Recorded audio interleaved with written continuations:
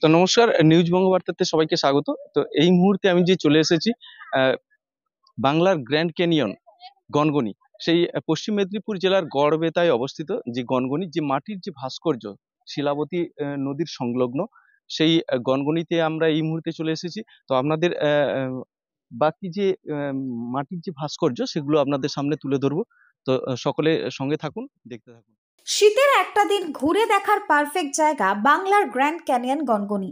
যারা ঘুরতে যেতে পছন্দ করেন, ডিসেম্বর এলেই দূর গন্তব্যে কোথাও যাওয়ার প্ল্যান করেন, শীতের কুয়াশা ঘন সকাল, ঠান্ডা ঠান্ডা আবহাওয়ার সঙ্গে পিকনিক করতে পছন্দ করেন, এমন সুন্দর একটি ব্যাপার ভ্রমণ পিপাসু বাঙালিদের কাছে সারা বছরের একটা দিনের রুটিন।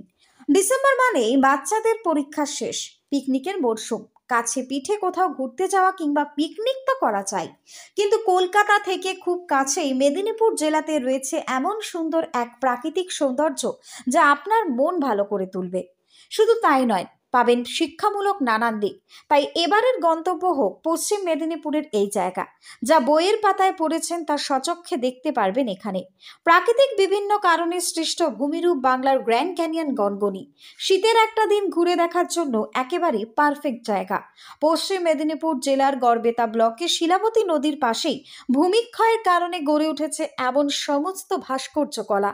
কলকাতা থেকে মাত্র 2 ঘন্টার দূরত্বের এমন সুন্দর প্রকৃতি সৃষ্ট শিল্প ভান্ডারে এলে আপনার মন কিন্তু ভালো হয়ে উঠবে। পাশে নদী, তার পাশে গড়ে ওঠা বিভিন্ন নিত্য নতুন ডিজাইনের ভূমিরূপ আপনাকে অবাক করবে। দীর্ঘ বেশ কয়েক বছর ধরে এভাবে প্রকৃতির শোভা বাড়িয়েছে বিভিন্ন কারণে সৃষ্ট ভূমিরূপগুলো। তাই এই ডিসেম্বরে কিংবা জানুয়ারিতে আপনার পিকনিক ডেস্টিনেশন হোক এই জায়গা। একটা দিন কাটিয়ে আবার ফিরতে পারবেন আপনার গন্তব্যে। সারা সপ্তাহের কাজের ক্লান্তি নিমেষেই দূর হয়ে যাবে। এক পাশ দিয়ে বয়ে চলেছে শান্ত শিলাবতী নদী, তার পাশেই ভূমিক্ষয়, নদীর প্রবাহ এবং বিভিন্ন কারণে সৃষ্ট এই ভূমিরূপ। কোথাও মনে হবে নিখুঁতভাবে তৈরি করা ভাস্কর্য, পাথর খেটে তৈরি করা নানান শিল্পকলা। স্বাভাবিকভাবে ভূগোলের বইতে পড়া সেই বাংলার গ্র্যান্ড ক্যানিয়ন চোখের সামনে উপলব্ধি করতে পারবেন আপনি। থাকতে পারবেন কটেজেও, রাত্রি যাপন করে উপভোগও করতে পারবেন জঙ্গলের নিস্তব্ধতা, নদীর প্রবাহ এবং ঝিঁঝি পোকার ডাক। Bureau report, news Bangabarta.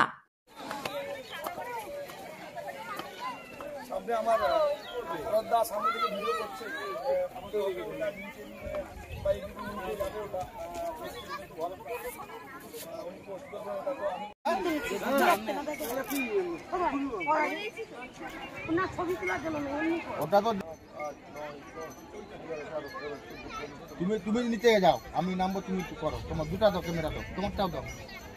তোমারটা তো তোমাকেও থাকতে হবে, যে দেখতে এই কথা আজ সে খোঁজগুলো যাচ্ছে, তুই জেনে জেনে ভিডিও নিয়ে। অ্যাকচুয়ালি ম্যাডাম কোথায় এসেছেন?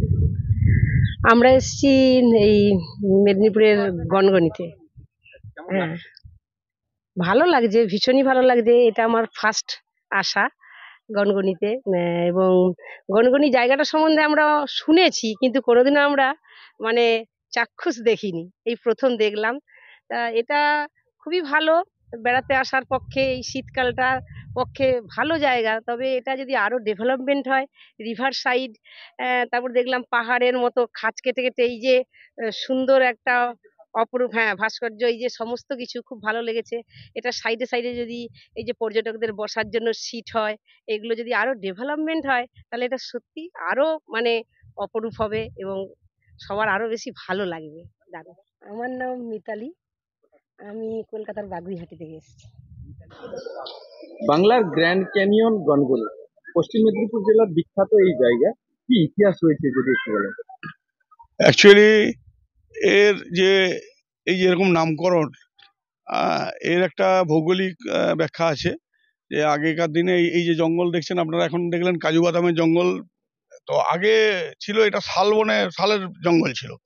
তো এই শালবনের মধ্য দিয়ে যখন নদী দেখছেন, শিলাবতী নদী বয়ে যাচ্ছে, তো বৃষ্টির ধারা মানে একটা গতিতে যখন প্রবাহিত হতো, তো এই বিভিন্ন খাত হয়ে নিচে আপনারা নেমেছেন, দেখবেন যে এই খাত হয়ে গেছে বিভিন্ন জায়গায়। এই খাতগুলো অটোমেটিক এবং বিভিন্ন সময় এর শেপ চেঞ্জ হয়েছে। চেঞ্জ হতে হতে একটা প্রাকৃতিক সৌন্দর্য, একটা নৈসর্গিক সৌন্দর্য হয়েছে, এটাকে আমাদের মানে এলাকার স্থানীয় লোকরা গনগনি খোলা বলে থাকে। তো এবং গ্রীষ্মের যখন প্রচণ্ড দাবদাহ তখন মানে আগুনের মতো গনগন করতো, সেই জায়গা থেকে এর নামকরণ হয়েছে বলে ইতিহাসবিদরা বলে থাকেন। আর এর একটা ঐতিহাসিক তাৎপর্যপূর্ণ জায়গা এই জায়গাটা। আপনারা ইতিহাসে জানেন যে চুয়ার বিদ্রোহ বা লায়েক বিদ্রোহ, তার যে ভিত্তিভূমি ছিল এই গনগনি, এই গনগনির ডাঙ্গা।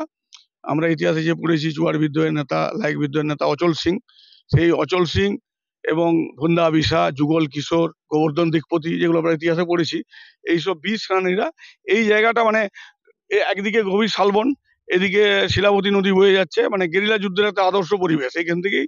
এবং ইতিহাস বলছে যে এই গনগনির মাটি মানে মাঠেতেই অচল সিং এর ফাঁসি হয়েছিল ওপেন স্টেজে।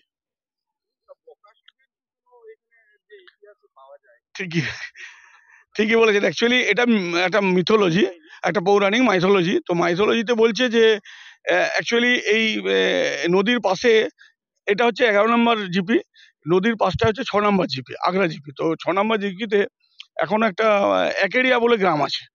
আর আপনারা মহাভারতে সবাই আমরা পড়েছি যে একচক্রনগর, তো বলা হয় যে একচক্রনগরটাই হচ্ছে এই একেরিয়া।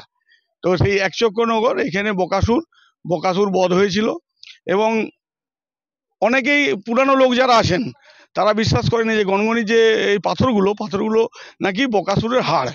এবং আপনি এই গড়বেতা এলাকার অনেক বাড়িতেই পাবেন এই হাড়কে কিন্তু এখনো মানে গুরুত্ব সহকারে শ্রদ্ধার সঙ্গে বকাসুরের হাড় বলে সংরক্ষিত করে আছে।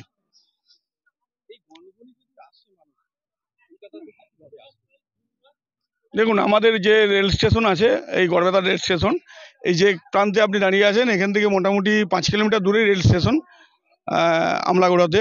তো এই গড়বেতা রেল স্টেশন থেকে তো এই 4-5 কিলোমিটার টোটো অটো অ্যাভেলেবেল। এবং অনেক মানুষ পর্যটক তো আসেন, ইতিহাসবিদরা আসেন ইতিহাসের সন্ধানে, ভৌগোলিকরা আসেন। তো আগে একটা সমস্যা ছিল, থাকার সমস্যা ছিল।